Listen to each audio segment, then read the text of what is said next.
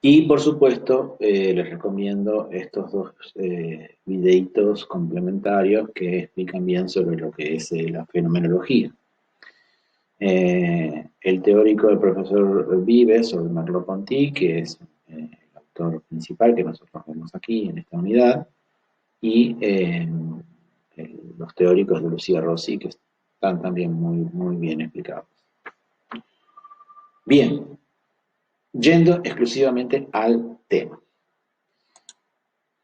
Acá lo que tenemos que aclarar en principio, como ustedes verán en este Power, que también lo voy a subir, quédense tranquilos que también lo vamos a subir, tenemos que ir un poquito de nuevo al pasado.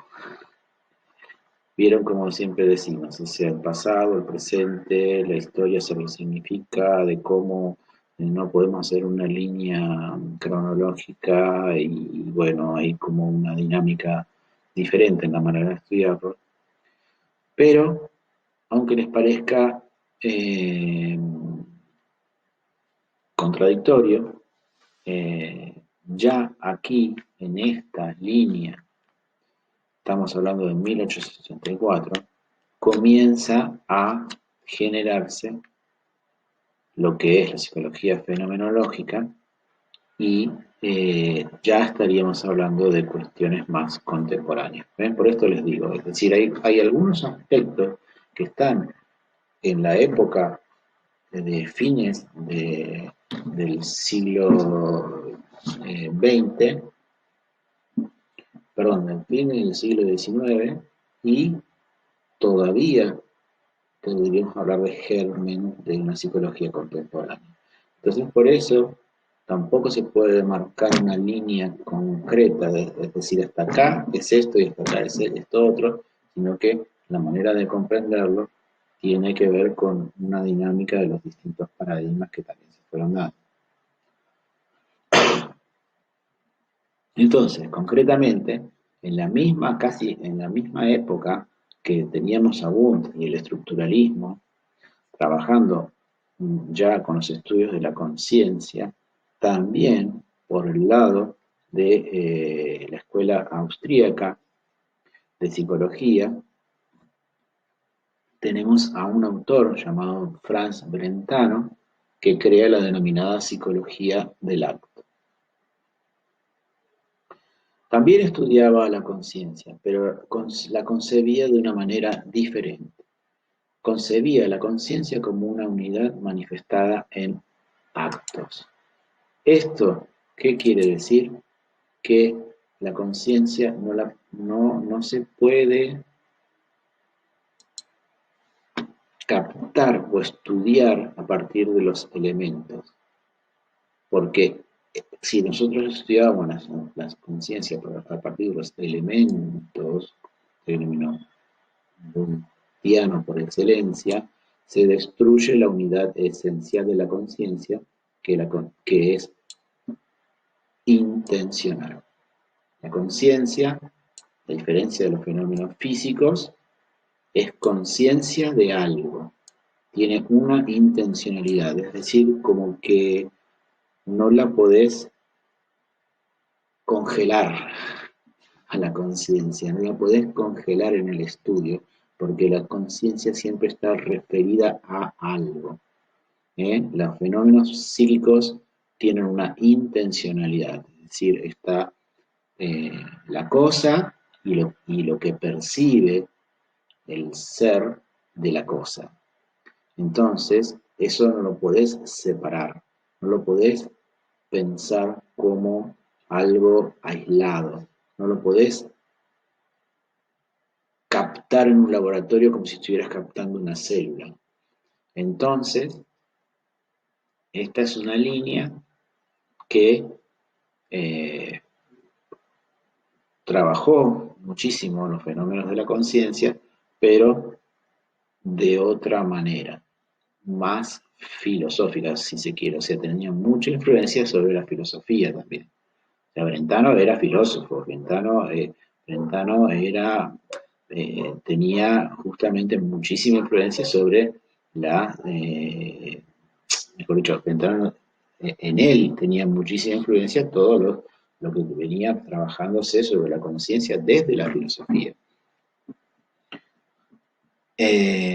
Bueno, esto de alguna manera quedó eh, como un punto de partida del cual influyó en muchos otros autores como Husserl, creador de la filosofía, otro filósofo Heidegger, Maurice Merleau-Ponty, y también influyó en el existencialismo de Sartre y, por qué no, en algunos puntos también influyó en Freud. Entonces, esta concepción de Brentano de describir a la conciencia en vez de analizarla y captarla dividiéndola en partes, dio lugar a la fenomenología. Entonces, nosotros, si bien nos vamos a enfocar en este autor, Maurice Merleau-Ponty, tenemos que tener en cuenta que por eso es lo complejo también, es decir, que esto es un enfoque o un paradigma, si se quiere, muy amplio, que dio lugar a muchísimas otras vertientes, ya sea psicológicas o filosóficas, porque también acá, o sea, Brentano también fue maestro de un conocido nuestro, que es von Herrenfels. O sea, también influyó en un punto en la Gestalt.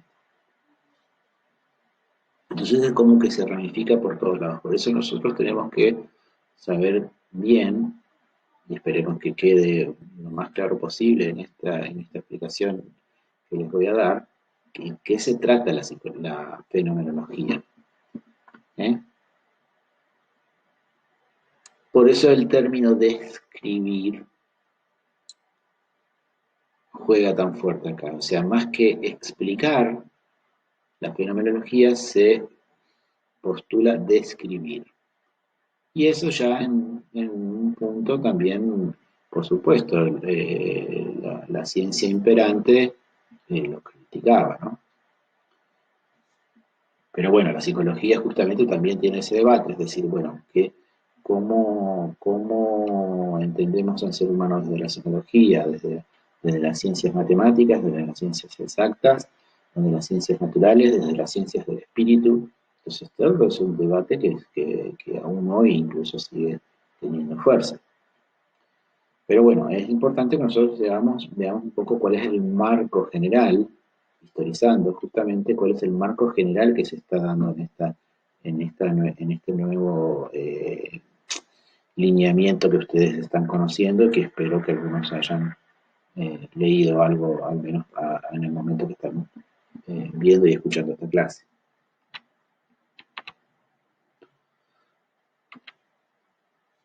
Primero vamos a ver la etimología de la palabra fenomenología. Viene de dos palabras de origen griego, feinomeno y logos. Logos siempre es el estudio, ¿no? El estudio o la ciencia que estudia el fenómeno sería acá, ¿no? Entonces, el fenómeno es lo que ocurre, no lo que ya ocurrió, sino que es lo que ocurre, es lo que está ocurriendo. Entonces tenemos a Husserl, que fue alumno de Brentano, más adelante, principios de 1900, él retoma esas conceptualizaciones y funda la corriente fenomenológica en psicología. Recordemos que Brentano habla sobre la fenomenología, habla sobre la conciencia, sobre la intencionalidad de la conciencia, pero Husserl retoma esto y ya lo engancha, por decirlo de alguna manera, en la psicología.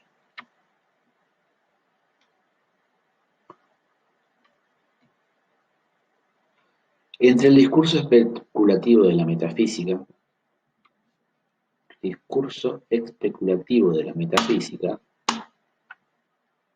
tendríamos que decir que es el discurso filosófico, ¿no?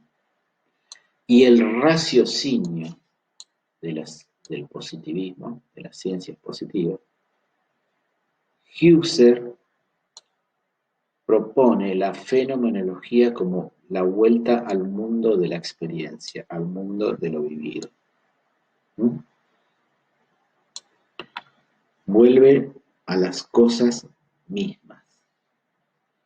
Vuelve la concepción filosófica de Husserl, es decir, dice que antes de buscar el raciocinio, tenemos que conectarnos más con la experiencia.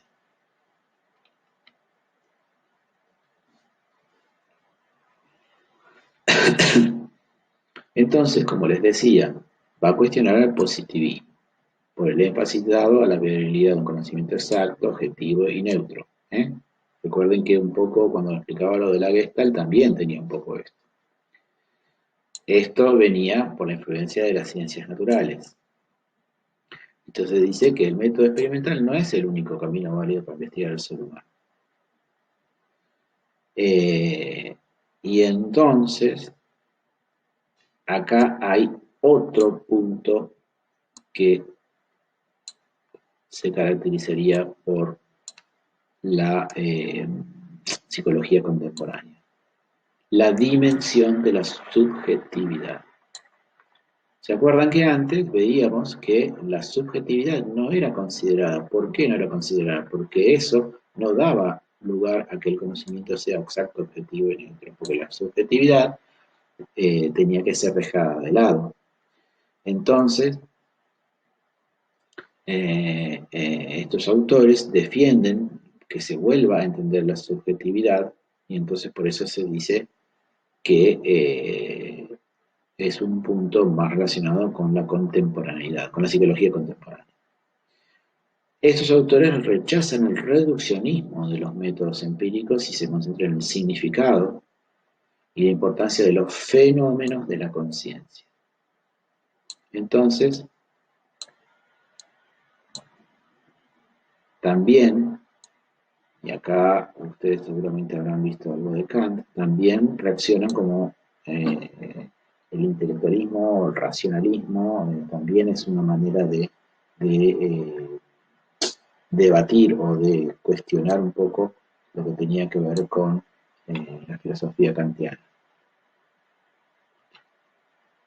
Entonces, ¿qué es en concreto la fenomenología? El estudio de las vivencias. El estudio del concepto de vivencia, ya vamos a ver de qué se trata. La fenomenología tiene más una idea de entender lo que está ocurriendo, no lo que es ya hecho como objetivo y objeto de la ciencia. Porque cuando hay algo que está hecho, vamos a encontrar causalidad, repetitividad y control. Entonces, estas cuestiones de causalidad, repetitividad y control, desde la fenomenología no se va a tener en cuenta.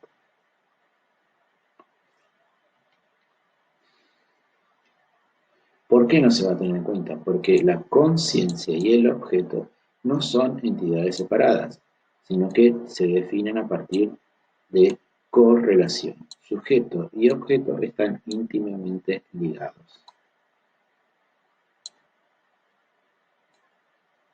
¿Se acuerdan que también desde el positivismo el observador está separado del observado, del sujeto que observa? Entonces, porque para lograr esa efectividad en la ciencia, tiene que estar justamente separado. En cambio, los fenomenólogos van a decir que sujeto y objeto están íntimamente ligados porque forman parte de una sola entidad.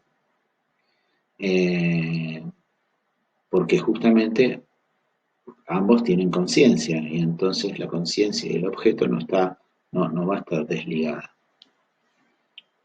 El mundo puede ser considerado como fenómeno tal cual como él se muestra al hombre. Es otro de los principios, ¿no? Bueno, ¿y qué es la intencionalidad de la conciencia? La intencionalidad de la conciencia es un concepto por ahí un poco complejo de definirlo en pocas palabras, pero eh, sería como que nosotros tenemos conciencia de algo, siempre tenemos conciencia de algo, nos construimos un sentido. Y en ese atribuir un sentido estamos construyendo de alguna manera permanentemente. Entonces, si yo trato de captar algún elemento de la conciencia, tal vez eso ya se perdió, ¿no? Es decir, la conciencia en el momento que intentamos capturarla, ya pasó. Entonces, conciencia y objeto están como unidas. No podemos separar sujeto y objeto, sino que en todo caso vamos a estudiar el mundo vivido por el sujeto. Eso sí, ahí está la subjetividad también de la que hablamos.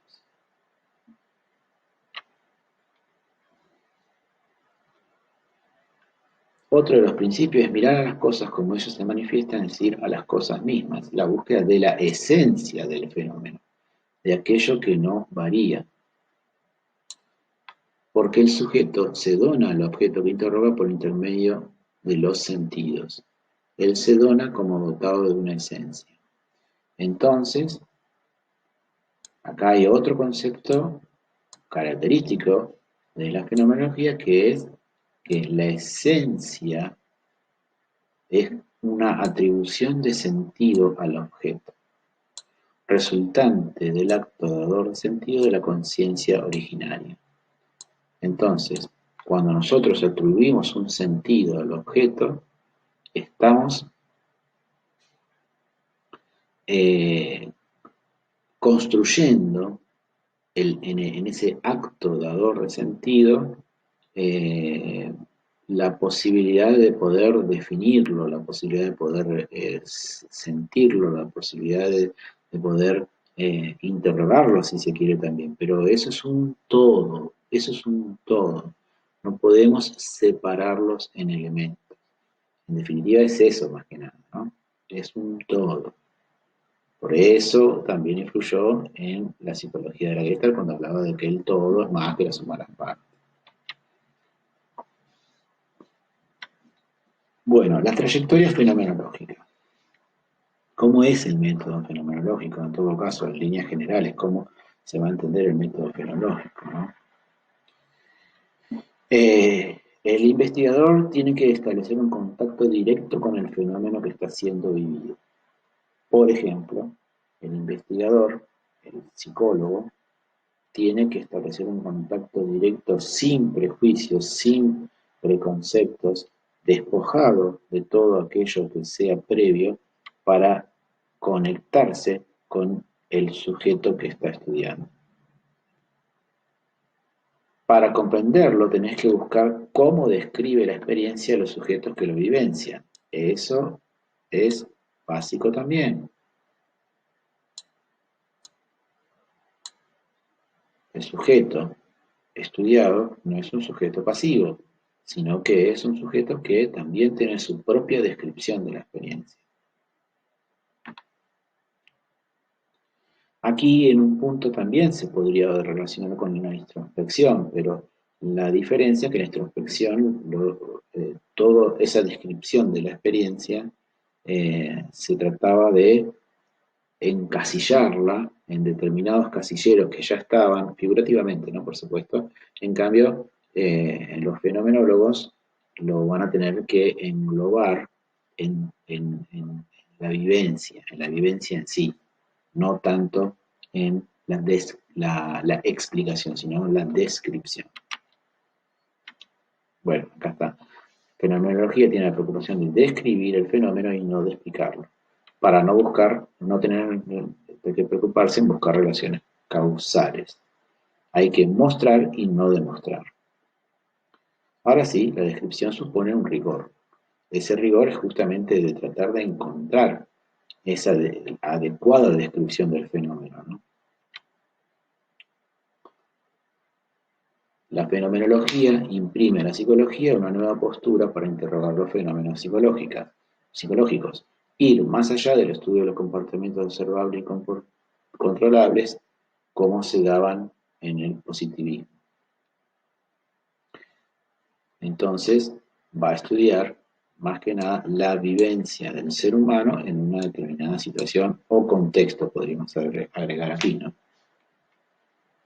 Ven cómo todo esto va modificando lo que veníamos viendo hasta ahora, o sea, cómo nos corremos de ese eje, cómo nos corremos de esa lectura tan marcada de la psicología moderna, tan marcada con el positivismo, tan marcada con el método analítico, e incluso si queremos irnos más atrás, desde Descartes, que esto era una manera de imponerse, no sé si imponerse, pero por lo menos desde Descartes cuando se marca tan fuertemente esta cuestión de que el método tiene que ser de esta determinada manera para lograr la verdadera ciencia, el camino metódico de Descartes, espero que lo hayan visto en filosofía, el camino metódico de Descartes está marcando justamente la nueva manera de hacer ciencia. Bueno, estos autores justamente eh, no se ubican ni del lado del racionalismo cartesiano, ni del lado del racionalismo kantiano, ni del lado tampoco del positivismo, del estudio de la ciencia, es decir, ni un extremo ni del otro, sino que tratar de ubicar el fenómeno en sí, despojándonos de los preconceptos, despojándonos de las ideas previas y capturar la esencia del fenómeno y a su vez entender que sujeto y objeto no están separados.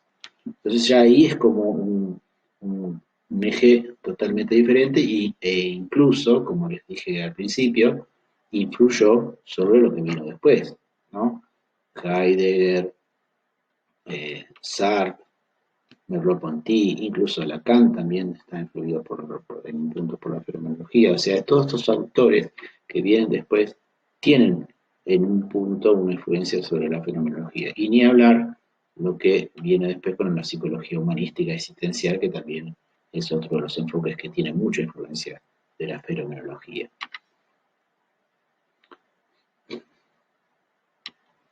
Bueno, esto es como más de lo mismo, ¿no? O sea, lo que vengo diciendo, no es suficiente el mero registro, hay que encontrar el significado de los hechos, rechaza también la distinción cuerpo-alma o interior y exterior, porque el hombre es una unidad psicofísica ligada al mundo, siempre comprometida y en situación. Se opone a la psicología de laboratorio porque la conducta del hombre debe estudiarse en situación. Incluso en este concepto influye sobre los conductistas que vinieron después, como Tolman, un autor que eh, no lo vamos a ver en una ciencia de la conducta, pero seguramente lo van a ver en otra materia, de psicología social tal vez, que el estudio de la conducta es del hombre en situación, o sea, no podemos estudiar la conducta en un laboratorio. Entonces también es importante eso. Entonces, les decía, ¿qué es la vivencia? Aquí tenemos una definición. Es el modo como la persona percibe y comprende sus experiencias en las más variadas situaciones, atribuyéndole significados que, con mayor o menor intensidad, siempre son acompañadas de un sentimiento.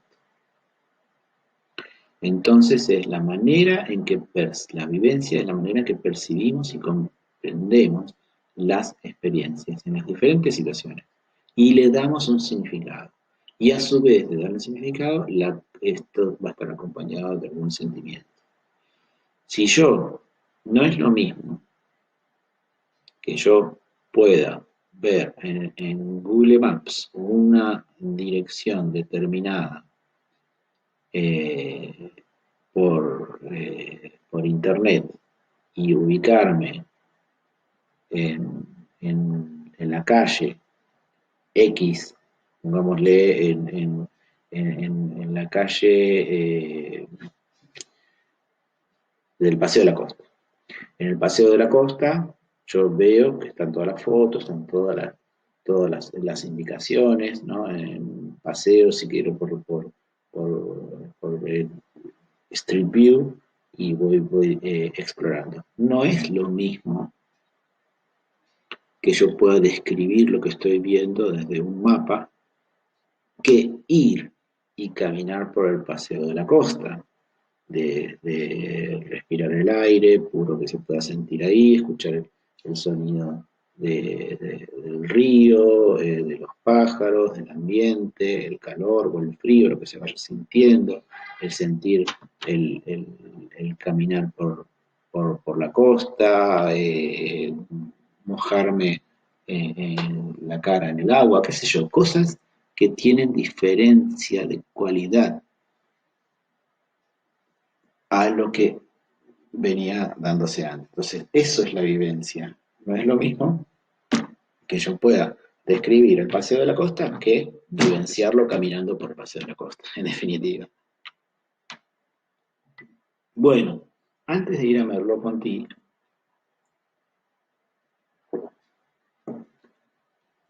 hacemos una breve referencia a este autor, Wilhelm Dilthey, porque eh, Lucía Rossi hace también referencia a Dilthey porque también es complementario a lo que venimos viendo de Husserl y la psicología fenomenológica.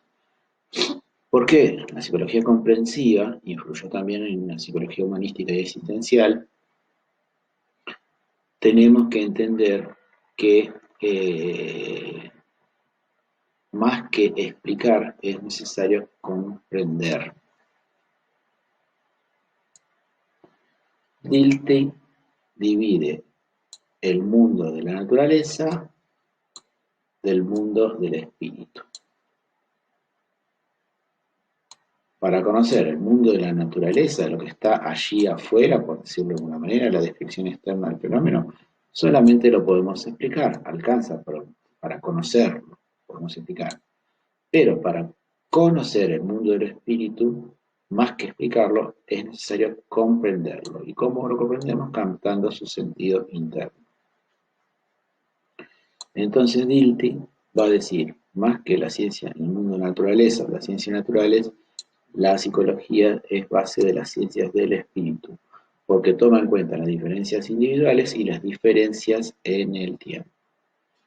Esto también influyó, insisto, en la psicología humanística en el sentido de que para poder comprender al otro, tengo que ser empático con el otro, ¿no? Y tengo que tener en cuenta que todos somos diferentes y a su vez también tenemos diferencias en un momento somos una persona y en otro momento somos otro, no somos siempre los mismos. Así que una pequeña referencia a otro autor, que es Dilthey, que de la psicología comprensiva aportó también lo suyo. Bien, y específicamente aquí llegamos entonces ya más para acá en el tiempo, 1942 específicamente, a Maurice Merleau-Ponty. Merleau-Ponty es un filósofo francés muy influenciado por Husserl, profesor en las universidades de Francia, ¿no? De Lyon, Sorbona, y tiene mucha influencia sobre la Gestalt, desde la psicología de la Gestalt, pero también hace sus aportes criticando el conductismo en la obra La estructura del comportamiento. Eso lo van a ver ustedes en el teórico de Vives, de Álvaro Vives. Entonces, específicamente, ¿qué ocurre con la influencia de Merleau-Ponty desde la Gestalt y la fenomenología? Nosotros la obra que vamos a ver, Fenomenología de la Percepción, es un texto que entiende a la conciencia fundamentalmente como conciencia perceptiva. Algo ya lo habíamos visto cuando vimos la psicología de la Gestalt. La conciencia es una conciencia volcada hacia afuera. Solo es en tanto está dirigida a lo extraño a ella misma.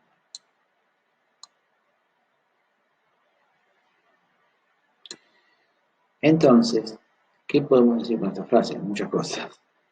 Pero en principio que la conciencia, que es perceptiva y volcada hacia afuera, es una conciencia que fluye permanentemente y que está dirigida hacia algo extraño, hacia afuera, hacia algo extraño a ella misma.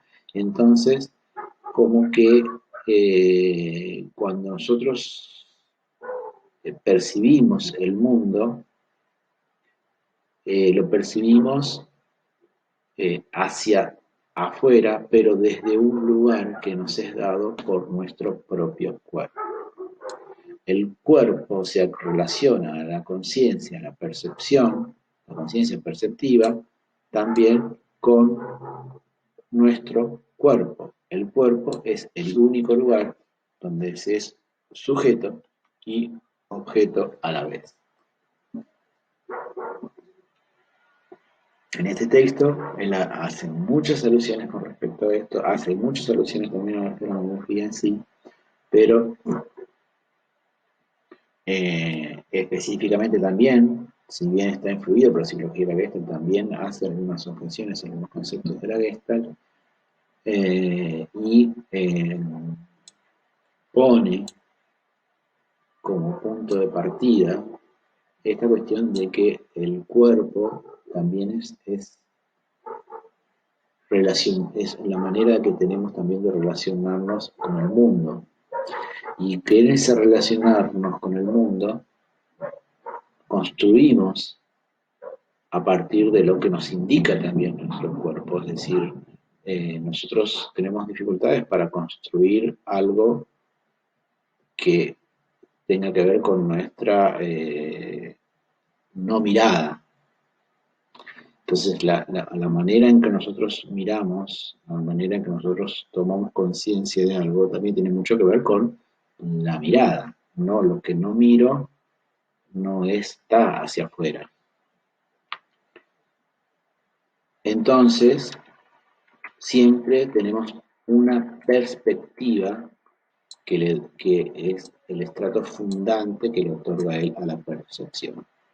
Percibimos el mundo desde nuestro determinado punto de vista y esta perspectiva nos es dada por nuestro propio cuerpo. Entonces, el objeto percibido nos muestra una cara y nos oculta otra. Y percibir va a ser captar lo dado y connotar lo no dado. ¿Esto qué quiere decir? También es una postura contemporánea. ¿En qué sentido? Que aquí ya aparece la cuestión de lo simbólico. Cuando yo connoto lo no dado, entro en el terreno de lo simbólico, de lo imaginario. Entonces, por un lado, tenemos algo que nos percibimos, pero por el otro lado está lo que no percibimos, entonces nos lo imaginamos. Entonces, por ejemplo, yo percibo lo que estoy viendo en este momento, la computadora, pero no percibo lo que está pasando a mis espaldas, entonces me imagino qué es lo que hay atrás. Entonces, aquí entra otra categoría del fenómeno de lo perceptivo con Merleau-Ponty, ¿no? Bueno, esto es psicología del arte y psicología del contenido, que en realidad a nosotros mucho no nos va a- no nos vamos a detener mucho, pero más que nada porque, como les decía, faltaba esta otra bibliografía que hace más referencia a la diferencia en psicología del arte y psicología del contenido, que en esta cursada no lo vamos a ver, pero eh, el único punto que tenemos que hacer referencia es que cuando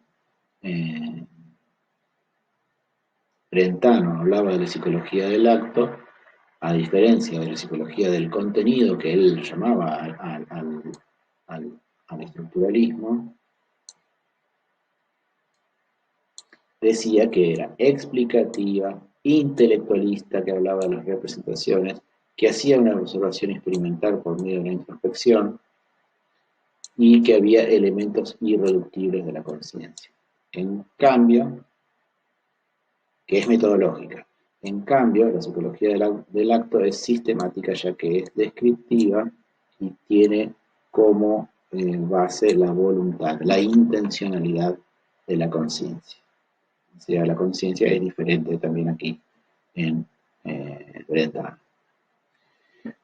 Bueno, esto es en líneas generales una introducción para lo que vamos a tener que seguir desarrollando en la semana. Ahí voy a abrir un foro para que podamos tener un espacio de preguntas y respuestas al respecto. Y como les decía, este texto de Merleau-Ponty, Fenomenología de la Percepción, como es complejo, también voy a ver si puedo subir un resumen explicativo de los capítulos y otro texto complementario de bibliografía complementaria, no obligatoria, pero que pueden recurrir, en el cual puedan ver las características principales de Merleau-Ponty y la Gestalt, que eso es lo que englobaría, además de la fenomenología, Husserl y demás, como eje teórico principal, historizándolo, tenemos que englobarnos y detenernos, que esa es la manera de poder estudiar la materia, en un autor fuente primaria. Este autor fuente primaria es Merleau-Ponty. Entonces, de este autor fuente primaria, que ustedes tienen el texto y el cuestionario guía, también tenemos que rodearlo de algunas otras explicaciones un poquito más que otros autores porque es un poco más complejo, como muchos franceses que tienen cierta dificultad a veces en poder transmitir sus ideas de una manera más clara, llana posible, ¿no? Es decir, también en ese sentido yo creo que, por ejemplo, tenemos a un Lacan que explica cosas por ahí demasiado rebuscadas por mi punto de vista y que a veces son más sencillas. Pero bueno, para eso también está bueno ir viendo los textos fuentes secundarias que ayuda muchísimo. Así que, listo, por hoy dejamos aquí y recuerden, se corre el programa una semana más adelante y la semana próxima entonces ya empezaríamos con Freud. Chao.